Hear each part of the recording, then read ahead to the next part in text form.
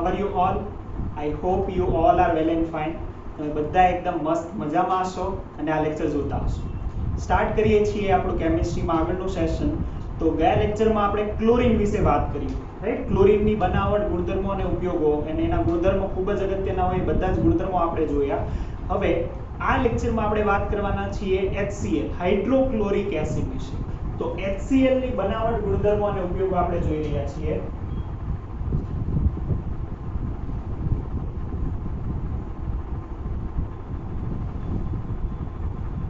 અને ઉપયોગો. ચાલો, તો HCl ની બનાવટ, ગુણધર્મો, ઉપયોગો કહીએ છીએ કે કઈ રીતે ઉપયોગી થઈ શકે, કઈ રીતે બની શકે. તો સિમ્પલ, જો જેવી રીતે ક્લોરીનની શોધ કોણે કરી હતી? સિલે નામના વૈજ્ઞાનિકે. એનું નામ કોણે આપ્યું હતું? ડેવીએ. તો સેમ HCl ની શોધ જે છે એ ગ્લોબરે કરી હતી, રાઈટ? HCl ની શોધ કોણે કરી હતી? તો કે ગ્લોબર નામના વૈજ્ઞાનિક. ગ્લોબરે શેમાંથી? તો કે સેમ જે આપણે કહીએ ને, રાઈટ? NaCl ની, એટલે કે મીઠા નિશાંદ્ર સલ્ફ્યુરિક એસિડ સાથેની પ્રક્રિયાથી બનાવ્યું હતું. તો શોધ કરી હતી ગ્લોબરે મીઠાની સાંદ્ર સલ્ફ્યુરિક એસિડ સાથેની પ્રક્રિયાથી.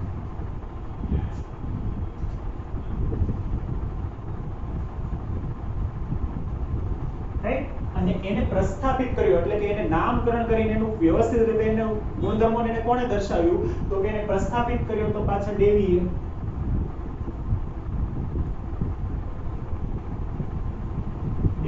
રાઈટ? તો આ ડેવી ક્લોરીન અને આ બંનેમાં આવશે, એ આપણે યાદ રાખીશું. ચાલો, બનાવટ એકદમ સિમ્પલ છે, સૌથી સરળ છે, કેમ કે આપણે ભણી જ ગયા છીએ, રાઈટ? આપણે વારંવાર કીધું હોય કે સલ્ફ્યુરિક એસિડ જે છે એ કોઈ પણ એસિડના ક્ષારમાંથી એસિડને પાછો મેળવવા માટે વપરાય.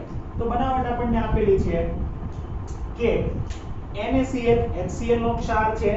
NaCl ની આપણે સાંદ્ર સલ્ફ્યુરિક એસિડ સાથે આપણે જો તાપમાન આપેલું છે, બે અલગ અલગ તાપમાન આપેલું છે કે અરાઉન્ડ જો 400 કેલ્વિન તાપમાન હોય ને, તો ત્યારે NaCl જે છે એ ફેરવાશે NaHSO4 માં અને HCl બનાવશે.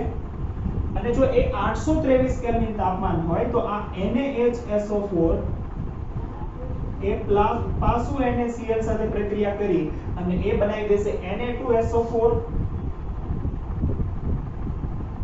અને HCl. રાઈટ? તો આ પ્રક્રિયા આપણે કીધી 823 કેલ્વિન તાપમાન. 823.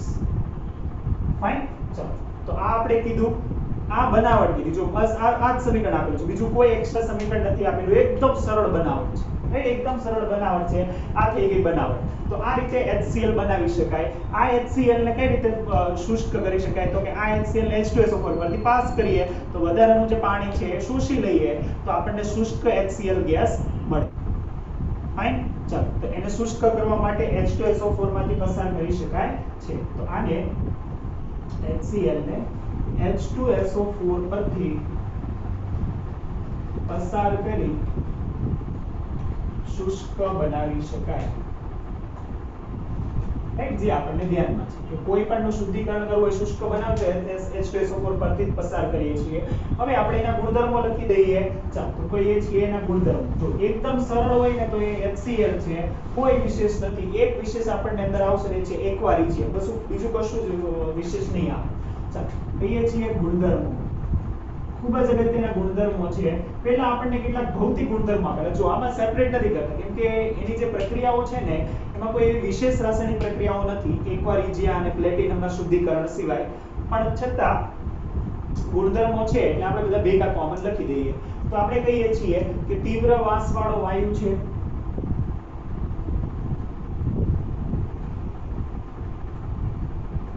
વાયુ છે, જે HCl છે ને એક્ઝેક્ટલી વાયુ છે. તો આપણે એનું દ્રાવણ કઈ રીતે બનાવી શકીએ? કેમ કે પાણીમાં સંપૂર્ણ દ્રાવ્ય છે. પાણીમાં સંપૂર્ણ દ્રાવ્ય છે અને પાણીમાં એ એક આયનીકરણ પામી શકે. કઈ રીતે? તો કે HCl H2O, તો એને પાણીમાં નાખીએ તો એ બનાવે H3O અને Cl-. રાઈટ? આ રીતે આયનીકરણ પામે છે. અને એ પણ જો કેવા રંગનો ગેસ છે, એ રંગવિહીન વાયુ છે. રાઈટ? વાળો રંગવિહીન વાયુ છે. રંગવિહીન વાયુ. કહીએ છીએ કે એ આયનીકરણ પામે તો એનું જે Ka નું મૂલ્ય છે એ ઊંચું મૂલ્ય છે અને એ શું સૂચવે છે કે HCl એ પ્રબળ એસિડ છે. પ્રબળ એસિડ છે કેમ કે એનું Ka નું મૂલ્ય હોય એ ઊંચું મળે છે, રાઈટ. અને બીજું કે એ પ્રબળ એસિડ છે એટલે શું કરે તો કે એ બેઝ સાથે પ્રબળતાની પ્રક્રિયા કરે. એટલે પ્રક્રિયા આપેલી છે કે જે એમોનિયા બેઝ છે એની HCl સાથે પ્રક્રિયા કરીએ ને તો એ સફેદ ધુમાડો ઉત્પન્ન કરે. NH4Cl નો સફેદ ધુમાડો ઉત્પન્ન કરે છે. NH4Cl નો સફેદ ધુમાડો ઉત્પન્ન કરે એનો મતલબ કે આ શું હોવું જોઈએ? આ ધ્યાનમાં આવશે. તો આ આપણે કીધું HCl સાથેની પ્રક્રિયા. HCl પ્રબળ એસિડ છે. હવે અગત્યનું જે મોસ્ટ ઇમ્પોર્ટન્ટ આપણે કહીએ છીએ એ આપેલું છે અને એ છે એક્વા રિજિયા, રાઈટ. એક્વા રિજિયા અથવા તો અમ્લરાજ. ગુજરાતીમાં એને આપણે અમ્લરાજ કહીએ છીએ એટલે છે એક્વા રિજિયા. એક્વા રિજિયાનું દ્રાવણ અથવા તો અમ્લરાજ એ શું છે? જો હવે જે સોનું જે આપણે કહીએ છીએ ને, સોનું કોઈ સાથે પ્રક્રિયા નથી કરતું. સોનું કોઈ સાથે પ્રક્રિયા ના કરે, કોઈમાં દ્રાવ્ય ન થાય, તો એનો મતલબ કે સોનાને ઓગાળવું હોય, સોનાનું દ્રાવણ બનાવવું હોય તો કઈ રીતે બનાવવાનું? સોનાને શેમાં ઓગાળી શકાય? તો સોનું તો ક્યાંય ઓગાળતું નથી, તો એના માટે એક સ્પેશિયલ દ્રાવણ આપણને આપેલું છે અને એ છે 3 ભાગ સાંદ્ર HCl અને 1 ભાગ સાંદ્ર HNO3 ના મિશ્રણને, સાંદ્ર HNO3 ના મિશ્રણને એક્વા રિજિયા કહે છે. જે અમ્લરાજ છે જે શેના માટે વપરાય તો કે ગોલ્ડ અને પ્લેટિનમ જેવી ધાતુઓના, ગોલ્ડ અને પ્લેટિનમ જેવી ધાતુઓના ને ઓગાળવા. ગોલ્ડ અને પ્લેટિનમ છે ને એ એક્વા રિજિયામાં ઓગળે, બીજા કોઈમાં ઓગળતું નથી. તો ગોલ્ડ અને પ્લેટિનમમાં ઓગળી શકે છે તો એને આપણે કહીશું એક્વા રિજિયા. ધ્યાનમાં આવશે. તો આ આપણે કીધું એક્વા રિજિયાનું દ્રાવણ જે અગત્યનું છે, MCQ માં પૂછાઈ શકે છે કે એની અંદર 3 ભાગ HCl અને 1 ભાગ HNO3 હોય છે, સાંદ્ર HNO3, રાઈટ. સરખા તમે એ પ્રમાણે 3:1 રેશિયોમાં લો, મિશ્ર કરો, એની અંદર તમે સોનું અને પ્લેટિનમ જે છે એ ઓગાળી શકો છો. ધ્યાનમાં આવશે. તો આ આપણે કીધું સોનું અને પ્લેટિનમ ઓગાળવા માટે એક્વા રિજિયાનું દ્રાવણ કે જેની અંદર HCl. અને એક છેલ્લો ગુણધર્મ આપણને આપેલો છે અને એ એટલે કે કોઈ પણના ક્ષાર હોય, રાઈટ. કોઈ પણના જે ક્ષાર જે છે નિર્બળ ક્ષારો હોય, રાઈટ, નિર્બળ એસિડના ક્ષારો હોય તો એના વિઘટન માટે પણ HCl વપરાય છે. ચાલો તો એ પણ આપણે લખી દઈએ. નિર્બળ એસિડના ક્ષાર, રાઈટ, નિર્બળ એસિડના ક્ષારો હોય તો એના વિઘટન માટે પણ વપરાય છે. તો આપણે કહીએ છીએ ક્ષારના વિઘટનમાં, જેમ કે Na2CO3,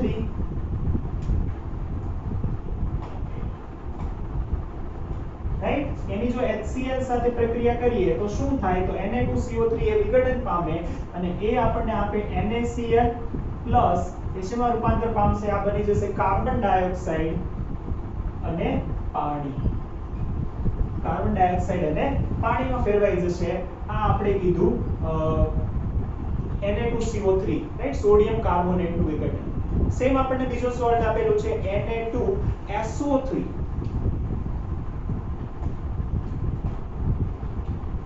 SO3 -2 એને કહેવાય સલ્ફાઇટ. SO4 -2 એ પ્રબળ છે, એને કહેવાય સલ્ફેટ.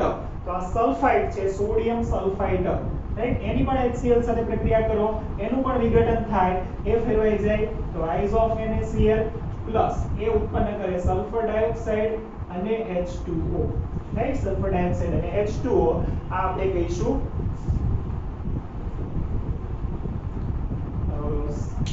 સોડિયમ સલ્ફાઇડ નું વિઘટન, રાઈટ.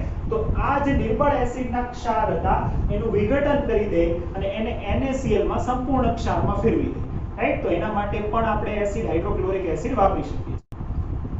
તો આ જે આપણને આપેલા હતા આ કેટલાક ગુણધર્મો હતા એના, અને હવે આપણે જોઈએ છે ઉપયોગો. ખૂબ જ સરળ છે અને એ એટલે આ હાઇડ્રોજન ક્લોરાઇડ HCl એકદમ સરળ છે. જો એની બનાવટ પણ સરળ, એના ઉપયોગો ગુણધર્મોની અંદર એક જ અગત્યનું છે એક્વા રિજિયા, બાકી બધું પણ સરળ છે. હવે જોઈએ છે એના ઉપયોગો. ઉપયોગો જો પહેલો ઉપયોગ તો આપણે હમણાં જ જોઈ ગયા કે અગાઉના લેક્ચરમાં આપણે ક્લોરીનની બનાવટ જોઈ હતી. ક્લોરીનની બધી બનાવટ યાદ કરો, રાઈટ ડેકન પ્રોસેસમાં પણ HCl તો જોઈએ જ એટલે પહેલો જ ઉપયોગ આપણને આપેલો છે કે ક્લોરીનની બનાવટમાં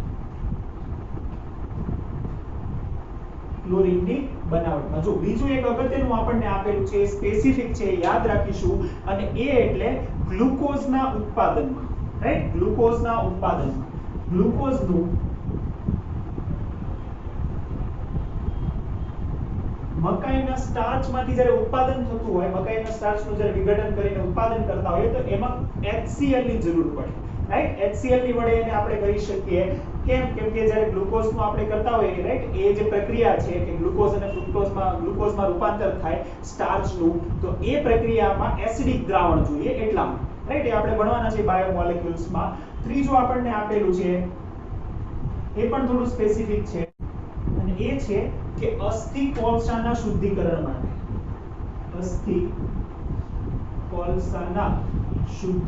માટે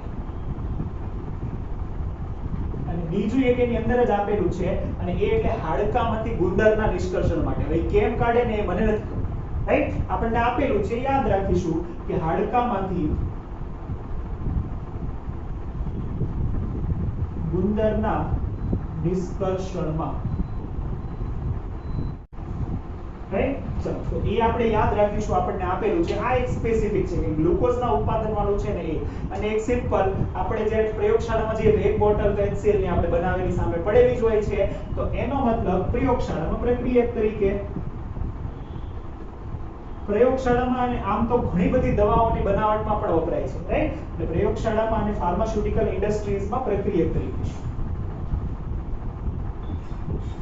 તરીકે આનો ઉપયોગ થાય છે તો આ થયા એના ઉપયોગો જેમાં આ જે છે એ સ્પેસિફિક ઉપયોગ છે જે આપણે યાદ રાખીશું ફાઇન ચાલો તો આપણે કીધું હાઇડ્રોજન ક્લોરાઇડ અથવા તો HCl ની બનાવટ ગુણધર્મો અને ઉપયોગ ધ્યાનમાં રહેશે જો છે બહુ નાનો ટોપિક HCl હાઇડ્રોક્લોરિક એસિડ ની બનાવટ ગુણધર્મો ઉપયોગ રાઈટ જેમાં આપણે ક્લોરીનના ઓક્સો એસિડ વિશે વાત કરવાના છે ક્લોરીનના ઓક્સો એસિડ સંયોજનો અને એનું ટેબલ બનાવવાના છે એના સ્ટ્રક્ચર ડ્રો કરીશું બધા જ ખૂબ જ ઇમ્પોર્ટન્ટ એટલા માટે છે કેમ કે આના પરથી 110% MCQ આવશે આજનો જે લેક્ચર આપણે ઓક્સો એસિડમાં જોઈશું એના પરથી આપણે કોઈ થિયરી નહીં પૂછી છે રાઈટ બધા MCQ આવશે અને એ MCQ એ ટેબલ પરથી આવશે એ ટેબલ આપણે આજે ડ્રો કરવાના છે તો કહીએ છીએ ક્લોરીનના ઓક્સો એસિડ સંયોજનો રાઈટ ક્લોરીનના આમ તો ક્લોરીનના નથી જોવાના આપણે તો હેલોજનના જોઈશું રાઈટ બધાના જોઈશું હેલોજનના જે 17મો સમૂહ છે ને એના બધાના હેલોજનના ઓક્સો એસિડ સંયોજનો રાઈટ ચાલો તો ખૂબ જ સરસ આપણે એક સિમ્પલ ટેબલ બનાવીશું ટેબલમાં જો અહીંયા જે છે ને એ હું એના સમૂહ નામ લખીશ સમૂહ નામ એટલે એમાં હેલોજન લખીશ રાઈટ હેલસ બ્રોમ પછી તમારે એનું નામ અહીંયા એના તત્વો પ્રમાણે કરી દેવાનું રાઈટ અહીંયા આપણે તત્વો લખીશું કે કયા તત્વો માટે લખીએ છીએ એ અને અહીંયા જે શક્ય છે એ બધા લખીશું ફાઇન ચાલો તો આપણે કહીએ છીએ સૌથી પહેલું હવે આ બધા જે છે ને ઓક્સિડેશન નંબરના આધારે આપેલા છે તો જરૂર નથી જેના આધારે તમારે આપવા હોય એટલે તો પહેલું આપણે કહીએ છીએ એ આપણને આપેલું છે હાઇપોહેલસ એસિડ રાઈટ હાઇપોહેલસ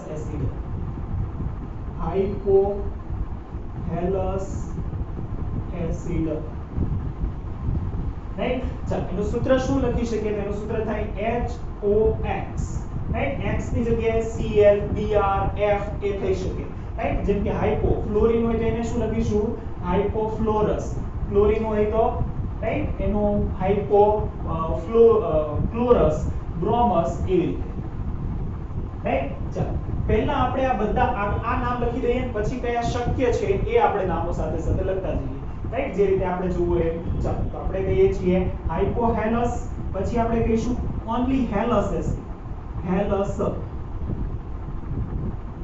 હેલસ એસિડ એ થશે HOXO રાઈટ અથવા તો HXO2 બંને તમે લખી શકો છો ઓક્સિજન અલગથી એટલા માટે દર્શાવવામાં આવે કે આ X ની સાથે ડબલ બોન્ડ O થી જોડાયેલો હોય અને આ OH સ્વરૂપે હોય એટલા માટે રાઈટ ચાલો બીજું આપણે કહીશું એ છે હેલિક એસિડ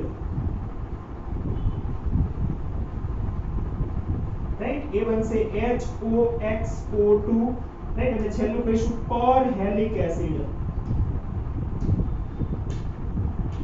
જે બનાવશે HOXO2 રાઈટ XO3 તમે આને HXO4 પણ લઈ શકો જે લેવું હોય રાઈટ પણ આપણે આ રીતે લખવાનું કારણ એ છે કે આ OH અલગ છે ને આ X થી ડબલ બોન્ડ થી જોડાયેલું છે એટલા માટે રાઈટ આપણે સ્ટ્રક્ચર જોઈશું તો આનો તમને મતલબ સમજાઈ જશે ફાઇન ચાલો કહીએ છીએ હવે સૌથી અગત્યના MCQ માં જે પૂછાય છે કે કયા શક્ય છે હવે એક આપણે લિમિટેશન જોઈ હતી કે ફ્લોરિન નો એક જ એસિડ શક્ય છે અને એ એટલે હાઇપોફ્લોરસ એસિડ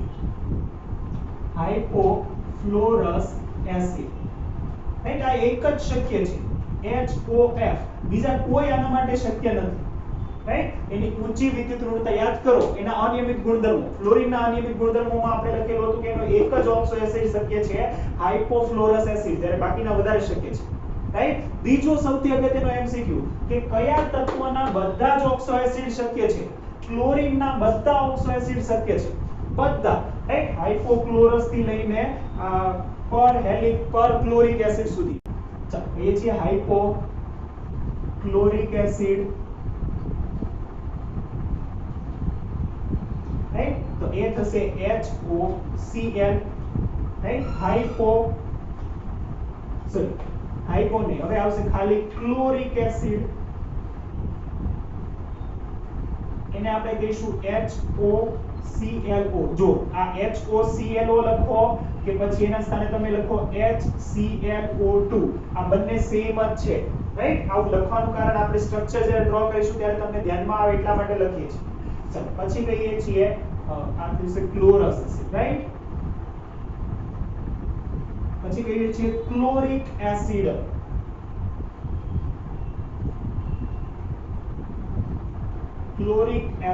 ક્લોરિક એસિડ HOClO2 અથવા તો HClO3 જો બંને સેમ છે રાઈટ કોઈ ફરક છે નહીં પછી કહીએ છીએ પર ક્લોરિક એસિડ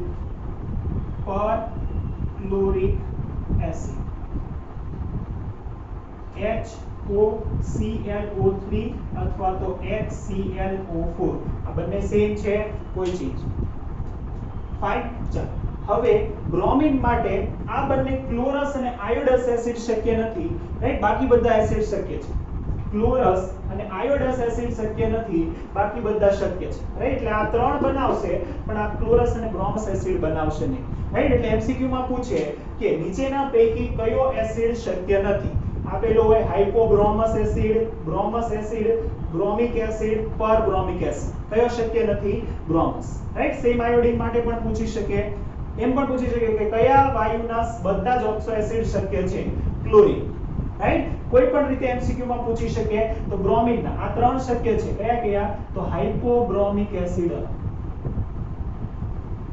હાઇપોબ્રોમસ રાઈટ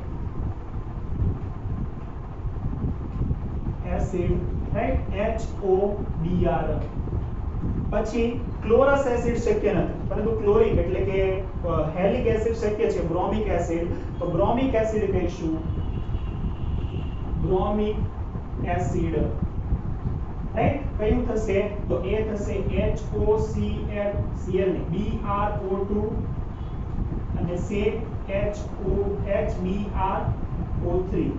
રાઈટ આ બંને સેમ છે સેમ પર બ્રોમિક એસિડ પણ શક્ય છે પર બ્રોમિક એસિડ રાઈટ પર બ્રોમિક એસિડ શું થશે તો કહીએ છીએ HOBrO3 અથવા તો HBrO4 રાઈટ જો આખું ટેબલ ગોખવાની જરૂર નથી તમે ખાલી આ યાદ રાખો તો આ તમને યાદ રહી જશે અને એટલું યાદ રાખો કે કયા શક્ય નથી રાઈટ જો શક્ય નથી ને એવા આ જ છે યાદ તો આ જ રાખવું પડશે કેમ કે ફ્લોરિન તો આપણને યાદ જ છે કે ફ્લોરિનનો એક જ શક્ય છે HOF બીજા કોઈ શક્ય નથી એટલે ખાલી આ બે યાદ રાખશો ને એટલે આખું ટેબલ યાદ રહી જશે રાઈટ ખાલી યાદ તમે આ યાદ રાખો હાઇપોહેલસ હેલસ હેલિક પરહેલ રાઈટ એટલે આપોઆપ આખું ટેબલ યાદ રહી જશે આખું ટેબલ ગોખવું નહીં રાઈટ એટલે આખું ટેબલ ગોખવા કરતા આ યાદ રાખો આ કોલમ એટલે આપોઆપ તમને નામ યાદ રહેશે રાઈટ અને સૂત્ર તો કઈ રીતના છે એક ઓક્સિજન છેલ્લે વધારતો જવાનો છે રાઈટ સિમ્પલ છે ચાલો કહીએ છીએ સેમ જ તે આયોડિકના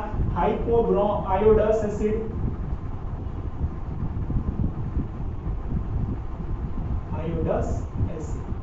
રાઈટ HOI આ શક્ય છે, પરંતુ આયોડસ એસિડ શક્ય નથી, રાઈટ? હેલસ એસિડ શક્ય નથી, પરંતુ આયોડિક એસિડ શક્ય છે.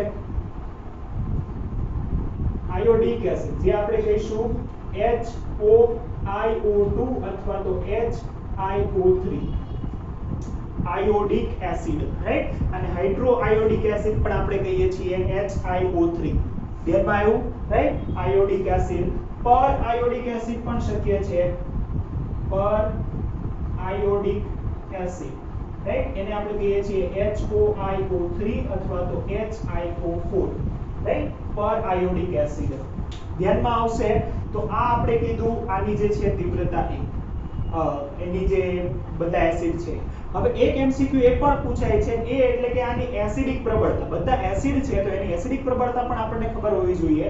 તો આપણે કહીએ છીએ એસિડિક પ્રબળતા. હવે આ જે બધા જ શક્ય છે ને એમાં આપણે કમ્પેર કરીએ, રાઈટ? ટેબલ યાદ રહેશે આખું. હવે ક્લોરીન માટે હું કમ્પેર કરીને કહું છું કે કયો સૌથી વધારે એસિડ પ્રબળ હોય, રાઈટ? એક સ્ટેટમેન્ટ લખીશું અને આપણે લખીશું. ફાઇન. ચાલો, તો આ ટેબલ યાદ રાખવાનું છે આખું, તો જ તમને બધું સમજમાં આવશે. બીજું એક આપણે એક સ્ટેટમેન્ટ લખીને લખીશું અને એ એટલે કે એની એસિડિક પ્રબળતા. એસિડિક પ્રબળતા. એસિડિક પ્રબળતામાં આપણે કહીશું કે જેટલો ઓક્સિડેશન નંબર, ઓક્સિડેશન આંક વધારે એટલી એસિડિક પ્રબળતા વધારે.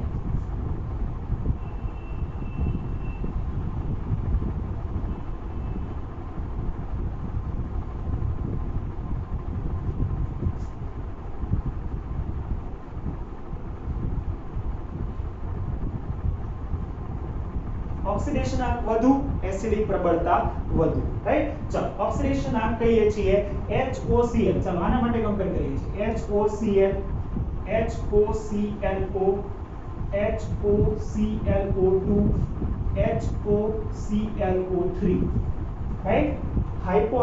હાઇપોક્લોરસ, ક્લોરસ, ક્લોરિક અને પરક્લોરિક એસિડ. આમાં ઓક્સિડેશન આંક કહીએ છીએ હાઇપોહેલસ, આમાં છે +1, રાઈટ? ક્લોરીન નો ઓક્સિડેશન આંક કહીએ છીએ. આમાં છે ક્લોરીન નો ઓક્સિડેશન આંક +2, આમાં છે ક્લોરીન નો ઓક્સિડેશન +3, રાઈટ? બે ઓક્સિજન -4 અને હાઇડ્રોજન +1. આમાં છે +5 અને આમાં છે +7. કોનો સૌથી વધારે છે? પરક્લોરિક. તો સૌથી પ્રબળ એસિડ પરક્લોરિક, સૌથી નિર્બળ એસિડ હેલસ એસિડ, રાઈટ? હાઇપોક્લોરસ એસિડ. ધ્યાનમાં આવશે. તો આ યાદ રાખીશું. આ પણ MCQ માં પૂછાઈ શકે છે. ધ્યાનમાં આવશે. ચાલો, હવે આપણે કહીએ છીએ સ્ટ્રક્ચર, બંધારણ. સૌથી અગત્યનું જો હવે તમને જે છે ને આપણે આ HOCl, HOClO એવું કેમ લખતા હતા ને એ તમને ધ્યાનમાં આવશે, રાઈટ? બહુ સરળ છે. આ બધાની નીચે જો એનું બંધારણ દોરું છું. જો એટલું યાદ રાખો કે આ OH છે ને એ એક જ OH છે. બાકી બધા તો ક્લોરીન સાથે ઓક્સિજન જોડાયેલા છે, રાઈટ? સ્ટ્રક્ચર દોરીએ એટલે ધ્યાનમાં આવશે.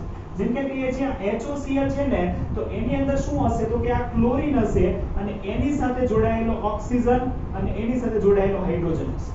આ HOClO છે ને એ કઈ રીતે હશે? તો કે HOClO એમાં આ ત્રણ તો એઝ ઇટ ઇઝ હશે. આ ક્લોરીન, એની સાથે જોડાયેલો ઓક્સિજન અને હાઇડ્રોજન, અને આ ઓક્સિજન ડબલ બોન્ડ સાથે ક્લોરીન સાથે જોડાયેલો છે.